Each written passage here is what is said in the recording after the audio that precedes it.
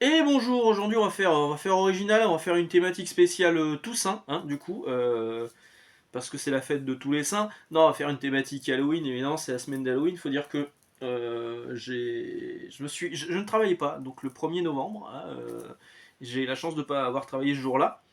Mais mes potes de chez Astro City étaient ouverts, et Astro City proposait une journée spéciale Halloween, un week-end spécial Halloween. J'enregistre le vendredi, mais donc ils font aussi ils font ça le vendredi et le samedi. Euh, donc le magasin est décoré pour Halloween, etc. Et ils filent des comics gratos. Car aux États-Unis, Halloween, je ne sais pas si vous êtes au courant, c'est un truc assez énorme. C'est tellement énorme que les éditeurs offrent déjà des comics à certains événements, le Batman Day ou ce genre de choses. Mais ils offrent aussi des comics là pour Halloween et ils appellent ça le Trick or Read. Trick or Read, Trick or Treat. Normalement, c'est un sort, des bonbons ou un sort.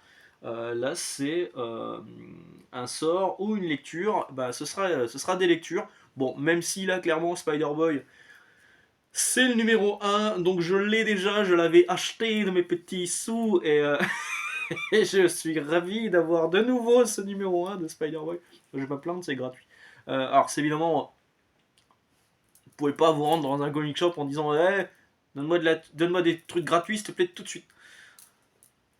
Le jeu, c'est quand même de faire venir des gens, de faire découvrir le magasin, qu'on achète quelques bricoles, et puis que dans ce cas-là, on vous file des comics gratos. Et donc, dans la sélection de comics gratos de cette année chez Marvel, il y a ce Spider-Boy numéro un où on nous annonce Spider-Girl qui apparaît dans Spider-Boy numéro 12. Oh là là, est-ce qu'on va en reparler après? Je ne sais pas. Donc voilà, Spider-Boy offert dans le comic shop, dans les comic shops qui font de la VO et qui participent à l'opération Trick or Read de chez Marvel et DC, parce qu'il y a aussi du DC. Donc il y a également ce Venom Bedlam de Halloween Cafu. Voilà, bon, c'est Cafu, c'est pas fou. Ah non, c'était juste pour le jeu de mots, parce que franchement, le dessin, c'est ce qu'il y a de moins pire. Moi, le Venom de Halloween, j'ai arrêté, parce que franchement, je trouvais ça pas bon. Et je sais pas ce que vous en pensez, mais ça part dans tous les sens. Et quand on est sorti du Venom de Nunkets, on se demandait ce que ça allait donner. Halloween arrivait avec son bagage de Immortal Hulk qui était vraiment très bien. Euh, on était plutôt confiant, et puis finalement, non, c'est pas bon du tout. Enfin, à mon avis, c'est pas bon du tout. Il y a également du Star Wars qui est offert, donc Star Wars Kylo Ren. Voilà. Hop, il y a ça aussi pour les enfants, du Spider-Man Spidey and His Amazing Friends, qui a pour particularité de proposer des jeux, des petites BD. On peut se faire un petit masque, hop, un masque de Spider-Man, c'est trop cool.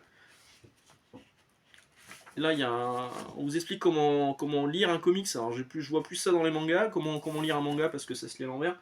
Dans les comics, bon voilà, vraiment c'est dessiné pour les enfants. Et donc, il y a des petits jeux, des trucs comme ça, c'est plutôt cool. Je vais le garder pour plus tard pour Charlie.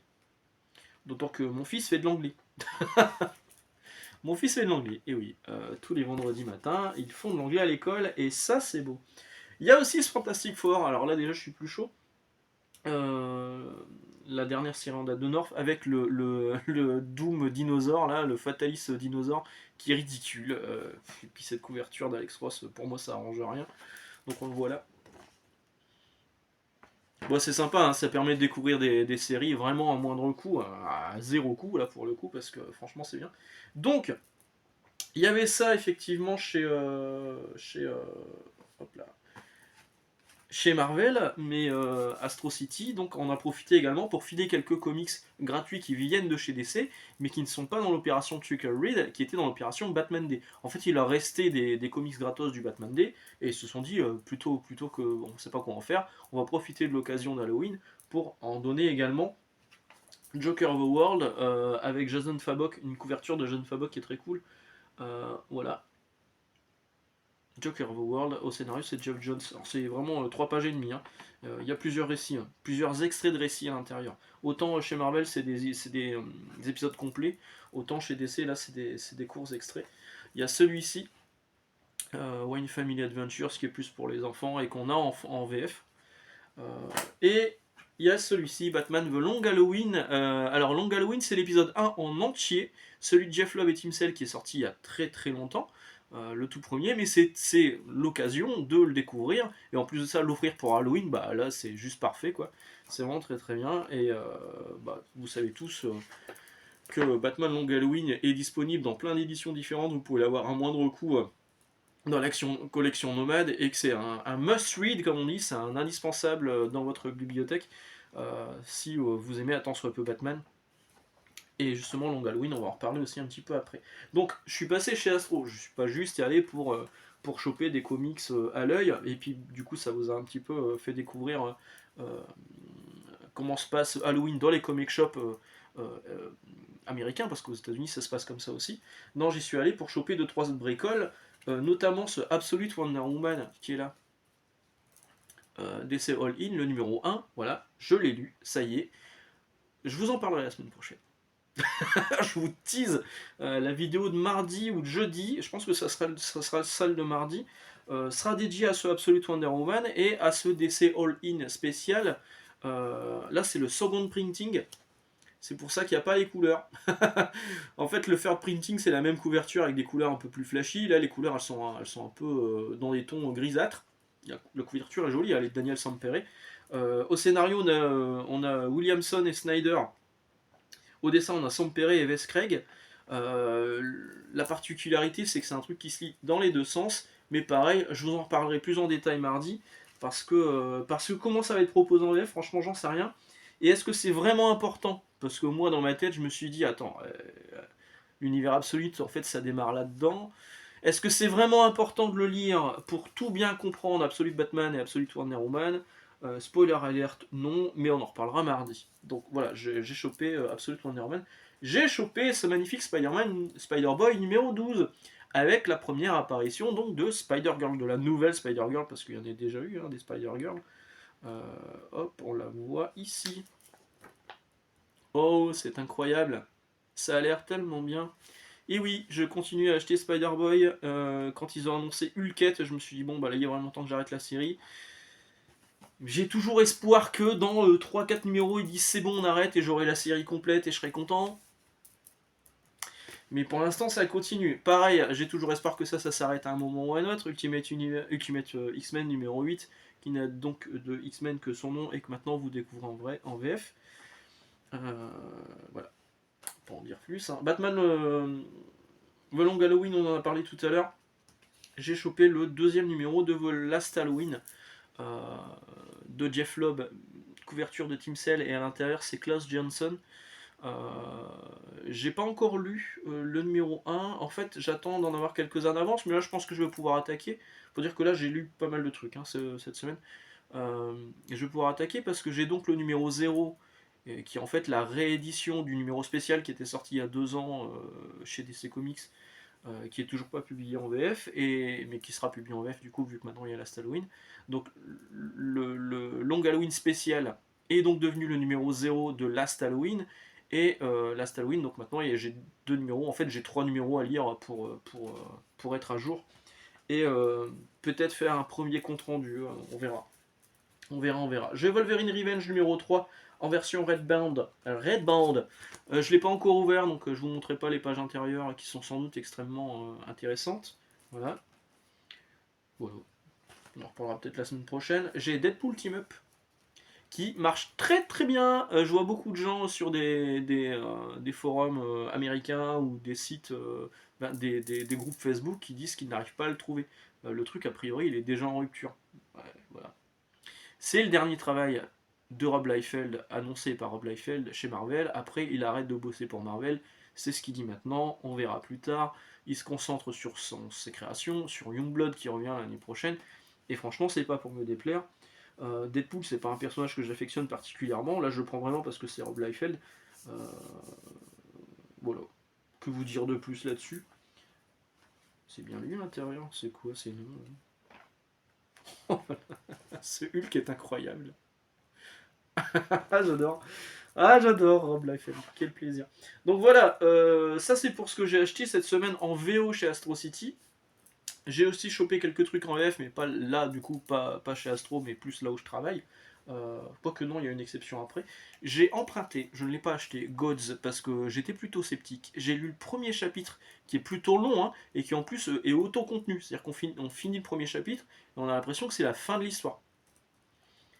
Je me suis demandé si j'allais aller plus loin, parce que franchement, bah, je me suis fait chier. C'est joli, clairement, hein, le dessin de Valerio Schiti, ou Schiti, je sais pas comment on dit, euh, il est vraiment sympa. Mais l'histoire, oh, c'est inutilement compliqué. Il y a des nouveaux personnages, on voit pas trop ce qu'ils apportent. Il y a une espèce de nouveau. Euh, ouais, franchement, les nouveaux personnages, je vois pas trop ce que ça apporte à l'univers Marvel. Parce que quand ça c'était sorti aux États-Unis, c'était le truc qui allait révolutionner l'univers Marvel. Tout allait changer encore de nouveau. Euh, franchement, j'ai posé la question, hein, sur Instagram. Hein. J'ai dit, bah, je viens de finir le premier chapitre, je me suis fait chier, est-ce que je continue? Plein de gens.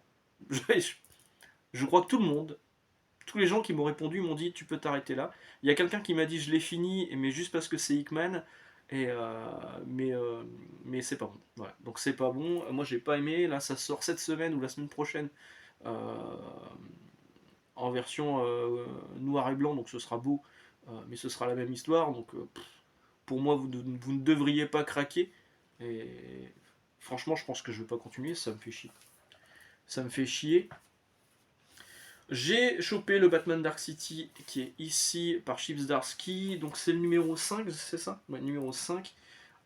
Chip Zdarsky et Rory Jiménez qui dessine l'album, mais en compagnie de Michele Bandini, Miquel Mendoza, Steve Lieber. Tiens, il y a du Joshua Williamson aussi dedans au scénario.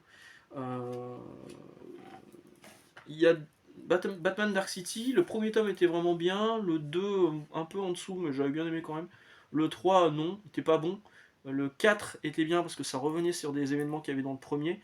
Donc je ne sais pas ce que donne ce 5, mais bon, on peut s'attendre à ce qu'il y ait allez, 7, 8 tomes max pour avoir Dark City. Puis après, ce sera donc la suite par Jeff Lobb et Jim Lee, le retour, où ça s'appellera peut-être Batman Cité Silencieuse au lieu de Cité Obscure de Dark City. Il y a également ça qui est sorti chez Delcourt, je l'ai acheté Scorch, j'achète religieusement tous les titres Spawn qui sortent que je n'ai pas. Parce qu'il y a certains titres style La Malédiction de Spawn, je crois, c'est ça. Bah, je les ai dans les éditions Semic, donc je les ai pas repris. Mais Scorch est une nouvelle série, donc je l'ai pris. Sean Lewis, Todd McFarlane, John Lehman. John Lehman, c'est le mec qui faisait Tony Shu. Euh, Steven Segovia. Euh, je saurais pas vous dire si c'est bien, parce que franchement, c'est le tome combien? 4. Je crois que j'ai lu le tome 1. Peut-être le 2, mais je suis pas allé plus loin parce que à chaque fois j'achète les spawns et ça s'empile sur mes comics à lire. Et à un moment, il va falloir que j'ai une grosse touquette et que je me dis, allez, je sors tous les spawns et que j'ai en retard et je les lise, mais ça va me prendre un bon week-end. Donc je vous disais Gods. Je me suis arrêté au chapitre 1 et je me suis dit, bon, je vais me laver un peu le cerveau de ce que je viens de lire avec un truc qui sera un peu plus bourrin et sans doute moins prise de tête. J'ai lu Savage Dragon numéro 1, vous savez, c'était Black and White m'avait envoyé un colis avec aussi Photonic et il m'a envoyé ce numéro 1 de Savage Dragon. Et je l'ai dévoré. Je me suis régalé. En fait, bah pareil, je pense que je vais en parler la semaine prochaine. Ça sera sans doute la deuxième vidéo de la semaine. Parce que oui, j'ai adoré le tome 1. Et quand je me suis rendu chez Astro City, je leur ai demandé, je fais, vous avez la suite, les 2 et 3. Ils l'avaient. Voilà. J'ai acheté le tome 2 et le 3. Je vais sans doute participer pour avoir le numéro 4. Là, le Kickstarter dure encore une dizaine de jours. On en reparlera aussi dans la vidéo de la semaine prochaine. Mais bordel, je me régale. Je l'ai quasiment fini le tome 3. Je me régale, c'est vraiment hyper bien. C'est vraiment ce que j'adore. Dans le comics, je retrouve les comics des années 90 comme j'aimais. C'est vraiment très très bien, quoi. Et que vous dire de plus là-dessus? Il y a un épisode du mariage. Il y a un épisode de mariage. Dans l'épisode de mariage, il se passe pas grand-chose. On a l'impression que tout se passe pour le mieux, machin. Les dernières pages, mec. Oh putain, je les ai trouvées top. J'étais sur le cul. Il y a un truc dont je me doutais en fait, mais pas que ce soit présenté de cette façon-là, quoi. C'est très graphique, c'est très porté sur le cul, mais la vache, c'est un régal, c'est un régal. Mais on en reparlera. Voilà, voilà. Sinon, pour continuer la thématique Halloween, mais côté jeux vidéo, bon, j'ai craqué, j'ai pris Alan Wake 2 en version physique. Quand il était sorti l'année dernière, il était sorti qu'en démat, d'abord que sur Xbox en plus. Il est sorti en PS5, c'était que du démat et ça me faisait chier de mettre, comme là, Black Myth Wukong, euh, qui ne sortait qu'en démat à 70 balles, c'était hors de question que je mette 70 balles pour un truc en dématérialisé. Sauf que Black Myth sort aussi en version physique en décembre, mais pour l'instant je rate pas. J'ai mon pote Yann qui l'a acheté sur son PC, j'ai joué un petit peu, c'est beau, mais pas l'impression que ce soit vraiment fait pour moi. On verra, je suis pas à l'abri de changer d'avis. Et donc Alan Wake 2, quand il était sorti l'année dernière, je l'ai pas pris parce que c'était du démat. Ils ont annoncé la version physique qui est sortie là au mois d'octobre, qui est vendue normalement 70 balles, mais dans les grandes surfaces, souvent ils pètent les prix sur le week-end de sortie, donc je l'ai touché à 55 balles.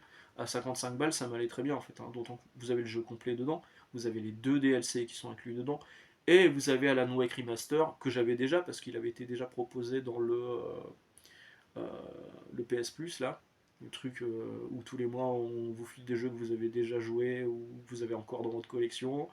Le seul intérêt pour moi du PS Plus, c'est de jouer à Street Fighter Online. Et donc le Alan Wake Remaster, je l'ai déjà, mais au moins là vous avez l'édition complète de Alan Wake 2 et vous avez en plus le premier Alan Wake inclus dedans qui m'était tombé des mains deux fois. Deux fois j'ai lancé, deux fois j'ai essayé d'y rejouer et deux fois je me suis fait un peu chier parce que le gameplay il était hyper basique, enfin hyper rigide surtout, c'était ça le problème. Là par contre a priori dans la Wave 2 ça se passe un peu mieux, on verra, en tout cas s'il me plaît pas bah, je leur vendrai, hein. Je ferai pas de plus-value dessus de toute façon, mais je l'ai payé 55 balles, donc au final je vais pas payer très cher, si je le revends à mon avis je perdrai pas des masses. Bon on verra. On verra. Il y a d'autres jeux là de fin d'année que j'attends. J'ai préco le Sonic Génération, mais comme je l'ai préco en même temps que le Dragon Quest 3 HD 2D, alors là c'est vraiment le jeu que j'attends plus, le Dragon Quest 3. Euh, Comme j'ai préco les deux en même temps, ils attendent d'avoir que le Dragon Quest sorte pour m'envoyer un seul colis. Donc bah, je joue pas à Sonic, mais c'est pas grave, j'ai toujours pas fini Zelda euh, Choupinou 2 là, qui me fait chier par moment. Il y a des donjons qui me cassent les couilles. Ouais, il y a des donjons que je trouve pas amusants. Voilà, c'est un jeu Nintendo et je m'amuse pas. Il y a des donjons qui sont vraiment cool, hein, et l'exploration est sympa aussi. Globalement, c'est un bon jeu, mais il y a quand même des moments en dessous. Et souvent, dans un Zelda, le premier Zelda Choupinou, donc le Zelda qu'on vous voyez pas là, mais j'ai un PLV, Link's Awakening, euh, le remake, bah, j'avais pas lâché le pad du début à la fin, je m'étais régalé. Et là, je fais des sessions de 20 minutes, une demi-heure, et j'arrête, je me dis, bon, bah, je reprendrai quand j'aurai envie, quoi. Et puis maintenant, il y a Alan Wake 2. Voilà, voilà. Bon, bah, j'espère que vous avez passé un bon Halloween. Je suis pas déguisé, je suis désolé, mais j'ai quand même un petit fantôme là sur mon pull. Faut dire qu'il commence à faire froid, là, ça y est, ça rafraîchit. Euh, Est-ce que je vous rajoute un truc sur les éditions Dupuis cette semaine? Ouais, j'en ai un petit peu trop dit. Euh, Il y a Spirou. Ah, attention, on va marcher sur des œufs. Spirou qui est sorti en novembre 2023, l'année dernière. Spirou par Yann et Jarry, je crois. Jarry, je sais plus. Bref, la gorgone bleue. Euh, et la représentation des personnes de couleur, beaucoup ont trouvé qu'ils ressemblaient à des singes. Alors oui, c'est vrai quand on regarde, il y a un air, mais il y a aussi le côté hyper sexualisé de toutes les nanas du truc. Alors après, voilà, c'est Yann et Jarry, genre, je sais plus si c'est Jarry ou Jean, bref, ils sont connus pour faire des nanas très sexy dans leur BD. Mais moi, il y a ça aussi que j'ai trouvé un peu too much. Franchement, je l'ai feuilleté, j'ai fait what. Et donc, il y a quelqu'un qui s'est plaint sur un TikTok que c'était la BD la plus raciste de 2024. Alors, du coup, non, c'est peut-être la BD la plus raciste de 2023. Euh, et du coup, Dupuis, ça a pris des proportions incroyables. Dupuis a décidé de retirer de la vente ce titre de Spirou, alors que deux suites étaient déjà prévues. Et donc moi je vois passer ça, j'attends l'annonce officielle, on reçoit un mail de notre direction produit qui dit bah il faudrait les enlever dans le doute, on va attendre qu'ils communiquent officiellement parce que Dupuis annonce des trucs, hein.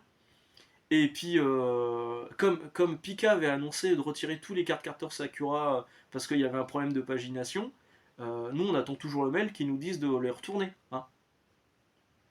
Ils communiquent auprès du grand public, mais auprès des libraires, On avait posé la question pour Pika au diffuseur, et le diffuseur a dit non, non, vous les gardez, il n'y a pas de réimpression prévue pour le moment, donc pour l'instant vous les gardez. Ah, super. Donc ils disent d'un truc d'un côté, et depuis c'est ce qu'il a fait, ils ont dit un truc d'un côté au grand public, mais les libraires attendent toujours d'avoir le mot d'ordre. Donc bon, nous, notre direction a demandé à ce qu'on les retire, j'ai pas eu le temps de retirer les quelques exemplaires que j'avais en rayon, parce qu'ils se sont vendus tout de suite, dans la journée. Je montre à ma collègue, j'en sors, je montre à ma collègue, je fais regarde, c'est pour ça que les gens ont dit c'est raciste, machin, tout ça, tu vois, regarde à l'intérieur. Je le repose dans le rayon, on voit le mail tomber, je vais le rechercher, il est plus là, je regarde, il est parti, il est vendu, et en plus de ça, entre-temps, 2 personnes l'ont passé en commande en passant par le site internet. Donc c'est un plaisir, voilà, voilà. Donc bon, alors après, 2 cas de figure. Soit c'est des gens qui se disent, moi je suis fan de Spirou et ça va me faire un trou dans ma collection, ça va m'emmerder, j'attendais pour le prendre, mais pourquoi ils l'ont pas pris déjà l'année dernière? Euh, et parce qu'il sera sans doute jamais réédité du coup, et ça m'étonnerait qu'ils modifient les planches. Et du coup, ils se sont dit, bah tant pis, je l'achète maintenant tout de suite avant qu'il soit retourné, dès que Dupuis a annoncé le truc. Soit c'est juste des gens qui veulent le vendre sur Vinted. Et on a regardé un petit peu, il y a des gens qui le mettent à 70 à 80 balles. Voilà. Voilà, voilà. En fait, ce coup de projecteur a juste permis à cette BD de se vendre plus. Et alors pas que je m'offusque, mais je me dis, bon, bah très bien, effectivement, ça peut être un peu choquant. Mais on laisse passer ce qu'avait fait Hergé sur Tintin au Congo ou la représentation des Japonais aussi chez Tintin. Alors oui, c'est une autre époque, mais mais il n'y a pas de... Alors il y en aurait peut-être un dans Tintin au Congo par à venir, mais il n'y a pas d'explicatif de contextualisation du truc. Euh, on laisse Bastien Vives faire une BD pour expliquer le scandale de Petit Paul. On laisse Marceau et Papacito sortir des BD et ça se trouve dans les rayons. Il y a plein de BD en fait qui pourraient être euh, aussi voire plus choquantes que ce qu'on a vu dans Spirou. Je comprends hein, que beaucoup de gens soient choqués par la représentation euh, des personnes de couleur. Enfin, du coup, c'est des, là, c'était des Américains, des Afro-Américains qui étaient dans la BD. Euh, mais des fois, on nous propose des trucs en BD, on se dit mais what the fuck le truc quoi.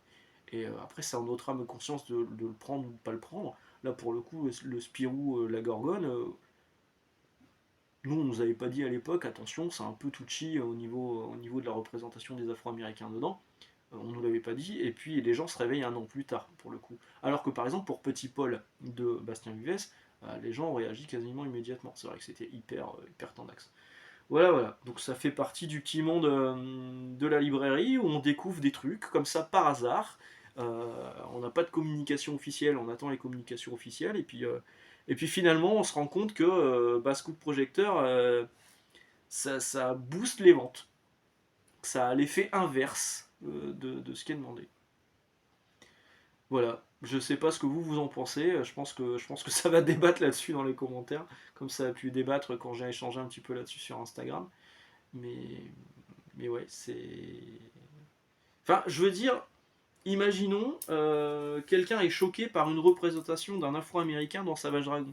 Est-ce que ça veut dire qu'on va devoir virer tout Savage Dragon euh, alors que ça reste parfois de la caricature, parfois c'est des... Bon là je sais pas ce qui leur est passé par la tête, et effectivement le problème c'est peut-être pas que les auteurs aient voulu représenter des Afro-Américains comme ça, mais c'est peut-être aussi le fait que Dupuis il laissait passer ça quoi. Il y a quand même des mecs qui réalisent les trucs. Donc voilà. Voilà, voilà. Allez, sur ces bonnes paroles, on va se laisser là. Donc je vous dis la semaine prochaine, il y a de grandes chances qu'on parle de Absolute Wonder Woman et de Savage Dragon. Je vous souhaite une excellente journée, excellente lecture, et puis bah, on se retrouve dès mardi. Ciao!